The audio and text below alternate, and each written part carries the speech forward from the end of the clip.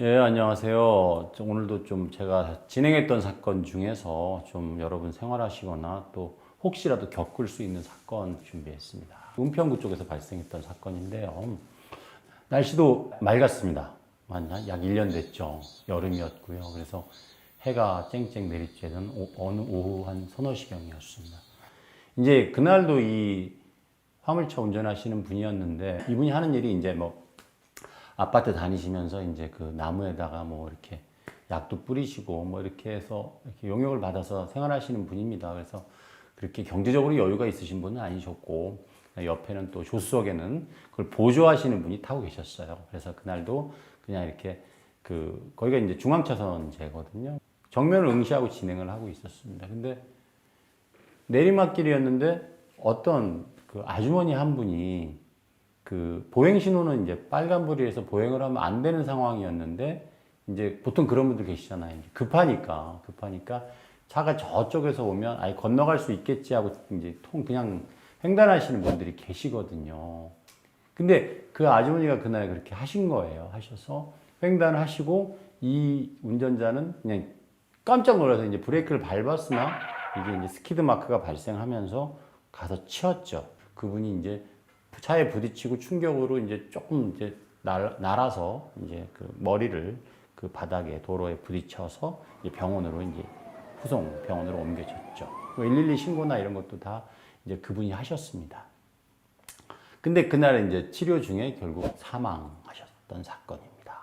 이게 운전하셨던 분은 거의 뭐 한 10kg 이상 빠지셨어요. 그 일 이후로. 뭐 너무 죄책감이 시달리시는 거죠. 그래서 그 장례식장에 가서 다 뭐 유족들한테 진정 어린 사과를 하시고, 연세도 60이 좀 넘으셨던 분인데, 뭐 종합보험에 가입이 돼 있었지만 따로 이제 합의도 하셨습니다. 다 하셨는데도 이제 그 이분의 형사책임 문제가 이제 대두가 됐습니다. 과연 그 교통사고 처리 특례법 위반에 해당될 것인가. 물론 고의로 친 건 아니니까 이제 과실이 있었느냐 없었느냐가 쟁점이 됐던 사안입니다.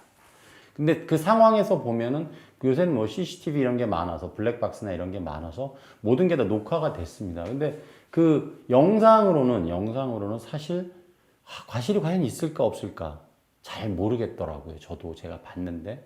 그리고 스키드 마크로 해서 이제 그 속도를 추산하거든요. 근데 그게 그 뭐 도로교통관리공단이든 어디서 나와서 하던지 간에 그게 그냥 어떤 추정치기 때문에 실제는 이것과 다를 수 있음 이렇게 결론이 나요.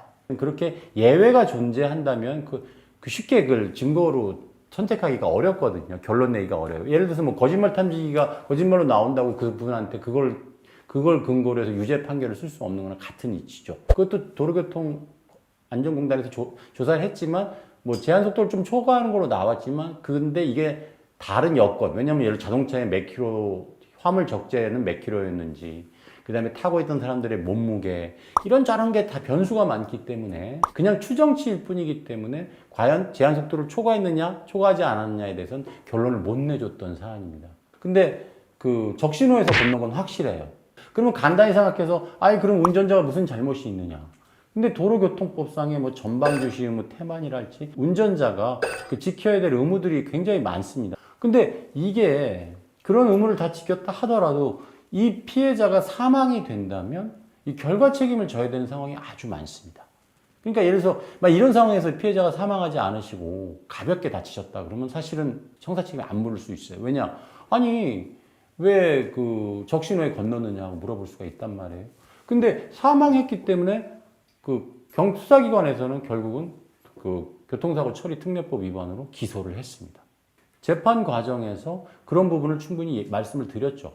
법원에 말씀을 드려서 이분이 뭐 제한속도 초과한 것도 명백한 증거가 없고 전방주시 의무 태만도 명백한 증거가 없고 더군다나 이거 붉은 신호, 빨간 등에서 이분이 그냥 무단 횡단하셨다. 그래서 돌아가신 분은 정말 안타깝고 슬픈 일이지만 이 사람한테 과연 형사 책임을 물어야 되는 건 좀 별개로 생각해야 되는 거 아니냐. 그렇게 주장을 했지만 법원은 어쨌거나 사망을 했는데 과실이 없다 하는 건 법원이 잘 받아들이기가 어려워요. 왜냐하면 피해자가 있기 때문에. 이분 역시 그 형사 책임을 물었고 피해자 측과 유족 측과 합의를 해가지고 결국 금고 6월에 집행유예 2년 이렇게 선고가 됐던 사안이고요. 운전하실 때 꼭 제한 속도만 지킨다고 해서 형사처벌이 면제되는 건 아니기 때문에 그 제한 속도 지키는 건 기본이고요. 그 외에 또 전방 주시 의무나 노역자 보호구역이나 이런 데서는 정말 각별히 주의하셔야지, 안 그러면 정말 본인도 예측할 수 없는 곤경에 빠지실 수가 있습니다. 예, 제가 지금까지 드렸던 말씀 마음에 드시면 좋아요, 구독, 알림 설정 해주시고요. 더 궁금하신 점 있으시면 댓글 남겨주시기 바랍니다. 제가 성실하게 답변 드리도록 하겠습니다.